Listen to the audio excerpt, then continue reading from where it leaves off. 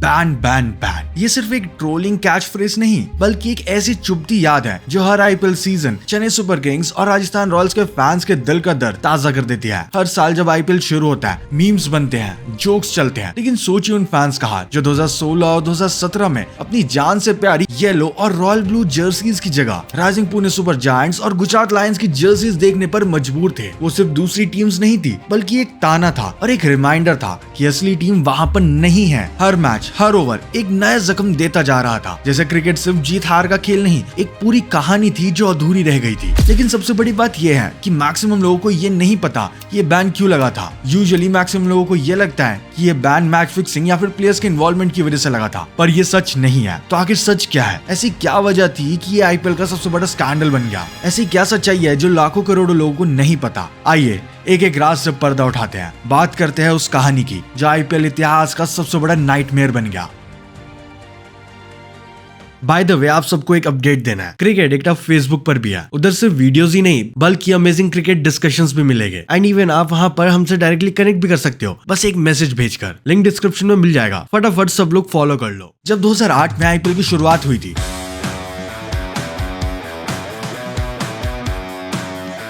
किसी ने भी नहीं सोचा था कि ये टूर्नामेंट दुनिया भर के प्लेयर्स के लिए इतना बड़ा प्लेटफॉर्म बन जाएगा जहां पे न्यू यंग प्लेयर्स अपने क्रिकेटिंग करियर को नई रफ्तार दे पाते हैं। पर हर साल नए यंगस्टर्स चमके, नए लेजेंड्स बने, नई कहानियां लिखी गई। मगर आईपीएल का सफर सिर्फ ग्लोरी और ग्लैमर का नहीं था। इसके अंधेरों में भी एक ऐसी कहानी छुपी थी जो आईपीएल के इतिहास का सबसे बड़ा स्कैंडल साबित हुई। लेकिन उससे पहले एक बार नजर डालते हैं आईपीएल के दो असली पावर हाउसेस पर जो कि ऑब्वियसली स्टोरी के मेन फेसेस भी है, चेन्नई सुपर किंग्स और राजस्थान रॉयल्स। सीएसके की टीम एमएस धोनी की लीडरशिप में एक इनविंसिबल डायनेस्टी की तरह है जो हर सीजन कंसिस्टेंसी के साथ आईपीएल के प्लेऑफ्स का हिस्सा बनी। उनकी स्टेबिलिटी, उनका डोमिनेंस और उनका नेवर से एटीट्यूड, इन सभी एस्पेक्ट्स ने सीएसके को लिटरली एक लेजेंडरी टीम बना दिया। वहीं राजस्थान रॉयल्स एक अंडरडॉग टीम थी जो पहले ही सीजन में सबको चौंकाते हुए चैंपियन बनी। इन्होंने हमेशा यंग टैलेंट पर भरोसा किया और हर साल नए इमर्जिंग स्टार्स को प्रोड्यूस किया। लेकिन 2013 में एक ऐसी घटना घटी जिसने पूरे आईपीएल को हिला के रख दिया। एक ऐसा स्कैंडल जो सिर्फ एक कंट्रोवर्सी नहीं बल्कि आईपीएल का सबसे बड़ा स्पॉट फिक्सिंग स्कैंडल बन गया। और फिर वो हुआ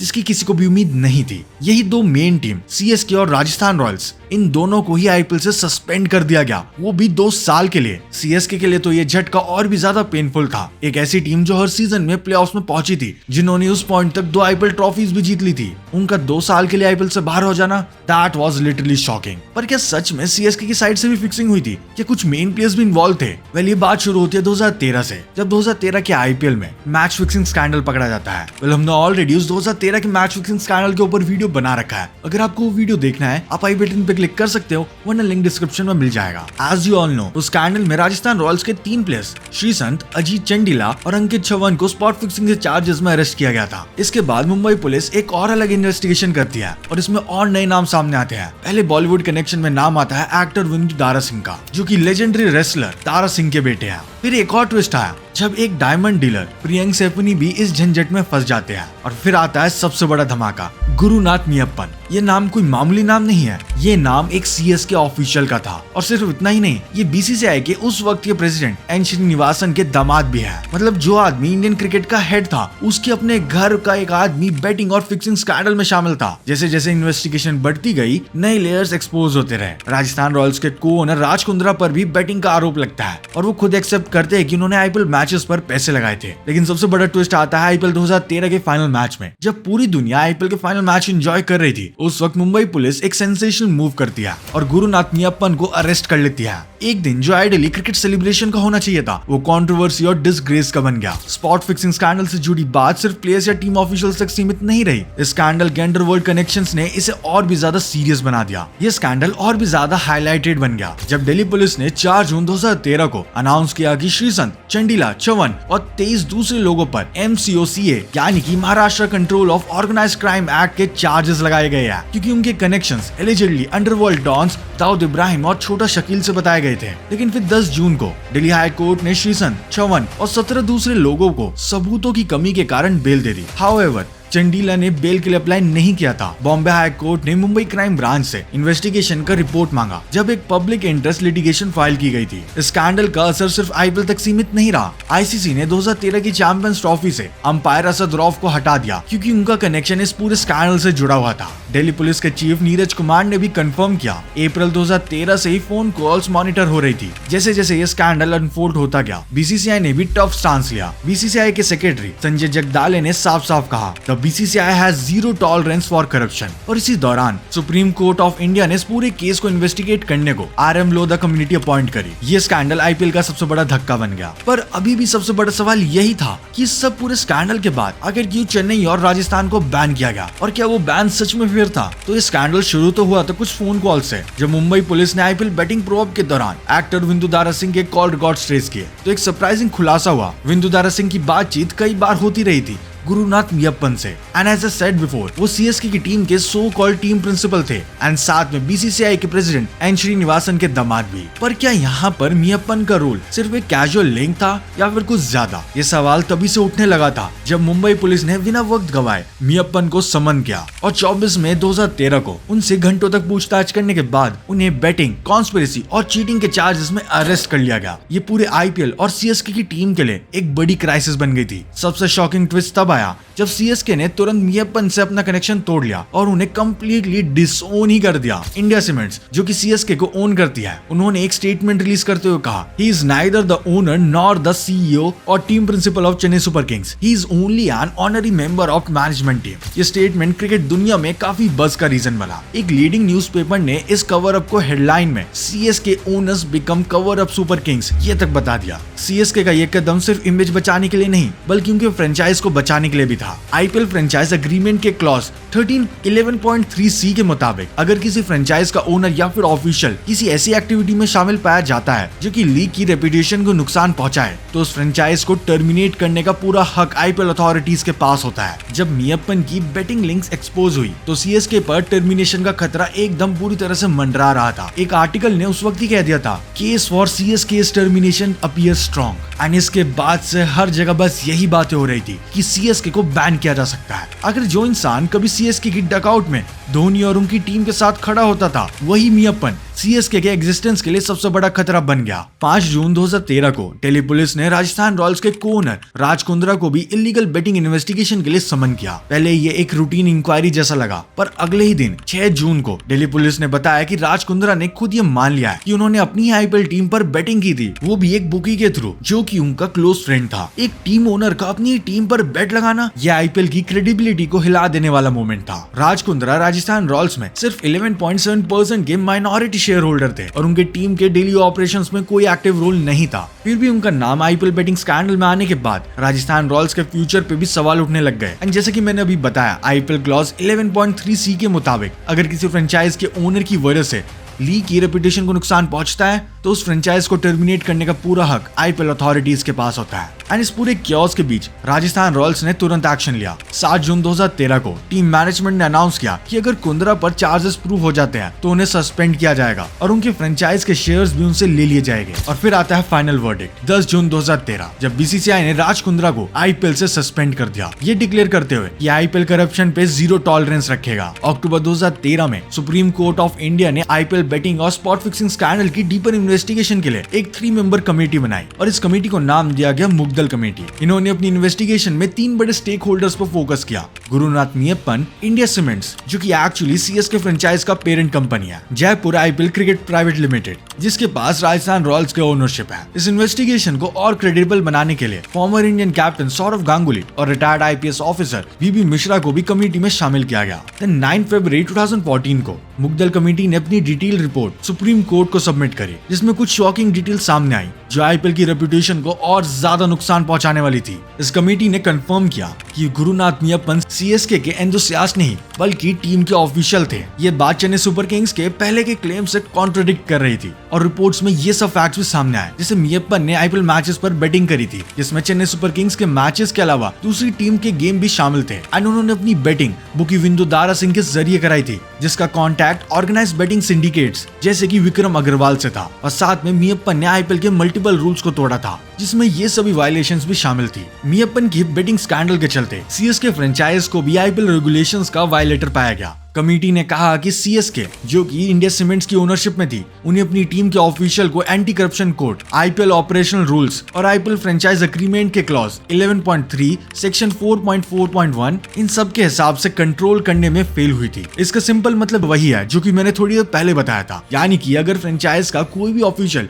ऐसे एक्शन में शामिल होता है जो कि लीग की रेपुटेशन को नुकसान पहुंचाए, तो आईपीएल अथॉरिटीज उस फ्रेंचाइज को टर्मिनेट तक कर सकती है। ये रेवोल्यूशन सीएसके के एग्जिस्टेंस के लिए एक बड़े झटके जैसा था, जिस वजह से फ्रेंचाइज की आईपीएल में जगह भी खतरे में आ गई थी। इसके अलावा मुग्दल कमेटी ने राजस्थान रॉयल्स के को ओनर राज कुंद्रा के रोल को भी एग्जामिन किया। रिपोर्ट में ये मेंशन था कि कुंद्रा पे शक था कि उन्होंने अपनी खुद की टीम के मैचेस पर बेटिंग करी थी। कुंद्रा की ownership entity Jaipur IPL cricket private limited को भी ये इंश्योर करने में फेल पाया गया कि उनकी टीम बेटिंग वायलेशन से दूर रहे। कमेटी ने रिकमेंड किया कि कुंद्रा के इन्वॉल्वमेंट पर फर्दर इन्वेस्टिगेशन हो ताकि उनकी गिल्ट का पूरा सच सामने आ सके। अगर वो गिल्टी पाए गए तो राजस्थान रॉयल्स को भी सीएसके की तरह क्लॉज 11.3 सी के तहत टर्मिनेट किया जा सकता है। फिर आती है डेट 25 मार्च 2014। इस दिन सुप्रीम कोर्ट ऑफ इंडिया ने इंडियन क्रिकेट को हिला देने वाला फैसला अनाउंस किया। कोर्ट ने बीसीसीआई प्रेसिडेंट एन श्रीनिवासन को अपने पद से हटने के लिए कहा ताकि उनके दामाद गुरुनाथ मीयप्पन के बेटिंग स्कैंडल की फेयर इन्वेस्टिगेशन हो पाए। सुप्रीम कोर्ट ने हार्श लैंग्वेज में साफ साफ कहा कि श्रीनिवासन को पद पर बने रहना नॉजिएटिंग था, क्योंकि ये क्रिकेट के क्लीन अप एफर्ट्स के लिए बिल्कुल अपोजिट था।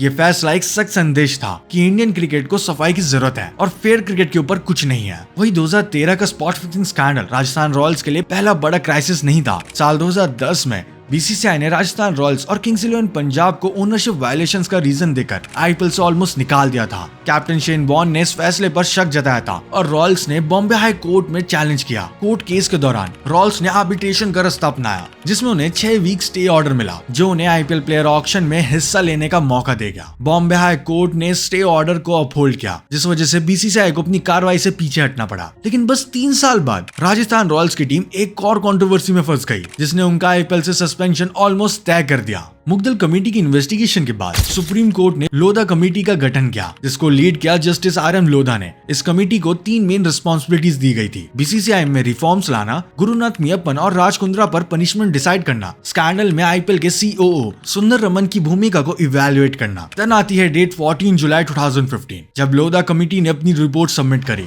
जिसमें उन्होंने कुछ बड़े रिफॉर्म्स रिकमेंड किए। Age and tenure limits for BCCI office bearers, 1 state 1 vote policy, ताकि पावर का इम्बैलेंस खत्म हो पाए। आईपीएल के लिए एक इंडिपेंडेंट गवर्निंग बॉडी का गठन। बीसीसीआई ऑफिशियल्स को अपनी एसेट डिस्क्लोज करनी होगी ताकि बेटिंग से जुड़ी कॉन्फ्लिक्ट्स को रोका जा सके। Justice R M. लोधा पैनल ने आईपीएल बेटिंग स्कैंडल के दौरान एक लैंडमार्क रूलिंग सुनाते हुए चेन्नई सुपर किंग्स और राजस्थान रॉयल्स को 2 साल के लिए सस्पेंड कर दिया था। सीएसके के सस्पेंशन का रीजन उनकी ऑपरेशनल फेलियर था, जो फ्रेंचाइज या उसकी ओनर एंटिटी इंडिया सीमेंट्स ने गुरुनाथ मीयप्पन के बेटिंग स्कैंडल पर एक्शन लेने में फेल किया था, क्योंकि सीएसके अपने ऑफिशियल को करप्ट एक्टिविटीज में शामिल होने से नहीं रोक पाई। लोधा कमेटी का वर्डिक्ट सिर्फ इंडिविजुअल्स को पनिश करने तक लिमिटेड नहीं रहा, बल्कि ये एक अकाउंटेबिलिटी का सख्त संदेश भी था। कमेटी ने इंडिया सीमेंट्स पर खास तौर पर निशाना साधते हुए कहा, इंडिया सीमेंट्स ने सिर्फ गुरुनाथ मीयप्पन को अरेस्ट के बाद बीसीसीआई द्वारा जीएम पर सस्पेंशन ऑर्डर पास किया था, जो कि इंडिया सीमेंट्स की तरफ से कोई डायरेक्ट एक्शन नहीं था। ये ऑब्जर्वेशन ये दर्शाता था कि टीम का कॉर्पोरेट ओनरशिप होने का मतलब ये नहीं था कि वो अपने ऑफिशियल के एक्शन से दूरी बना सकते हैं। वही राजस्थान रॉयल्स को भी डायरेक्टली रिस्पॉन्सिबल माना गया,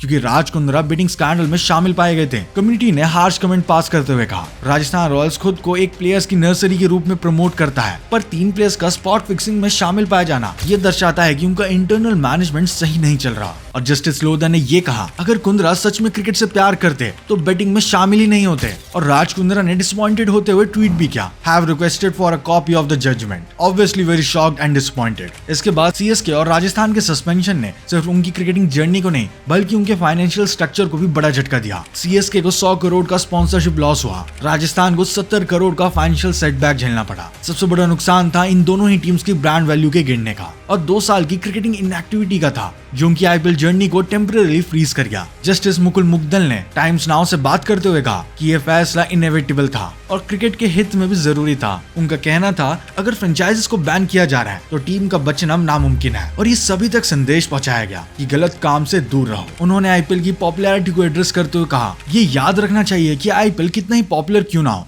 ये क्रिकेट का खेल है। अगर हमने इसकी क्रेडिबिलिटी को सेव नहीं किया तो आईपीएल का फ्यूचर खतरे में आ सकता है। ये पूरा मूवमेंट रूलिंग इंडियन क्रिकेट में एक वाटरशेड मूवमेंट के रूप में देखा गया, जिसमें टीम्स और ओनर्स को अपने एक्शंस के लिए अकाउंटेबल बनाया गया और पनिश तक किया गया। ये फैसला आईपीएल और क्रिकेट की क्लीन इमेज को रिस्टोर करने का एक बड़ा कदम साबित हुआ। MS धोनी जो अपनी काम और कंपोस्ट इमेज के लिए मशहूर है, उन्होंने 2013 के उस स्पॉट फिक्सिंग स्कैंडल पे चुप रहना पसंद किया। पर जब docu series roar of the lion release हुई तो धोनी ने अपने इमोशंस को एक्सप्रेस किया। इसे अपनी जिंदगी का सबसे मुश्किल और डिप्रेसिंग फेज कहा। एंड इवन धोनी ने इस कंट्रोवर्सी पर सवाल उठाते हुए कहा, what mistake did the players make. ये रिमार्क दर्शाता है कि CSK के प्लेयर्स ने अपनी मेहनत और डेडिकेशन के बावजूद एक ऐसे स्कैंडल के इम्पैक्ट को ट्रोल और हेट के रूप में झेला जिसमें उनका सीधा सीधा कोई लेना देना था ही नहीं। इस पूरे स्कैंडल ने सिर्फ दोनों ही टीम्स के रेपुटेशन को नहीं बल्कि फ्रेंचाइजेस को 2 साल का सस्पेंशन भी दिया था। लेकिन दोनों ही टीम्स ने अपनी कमबैक स्टोरी भी साबित करी। एंड इवन CSK का कमबैक तो आईपीएल हिस्ट्री में एक मिसाल बन गया, जिसके ऊपर हमने ऑलरेडी एक वीडियो बना रखा है जिसमें हमने CSK के 2018 के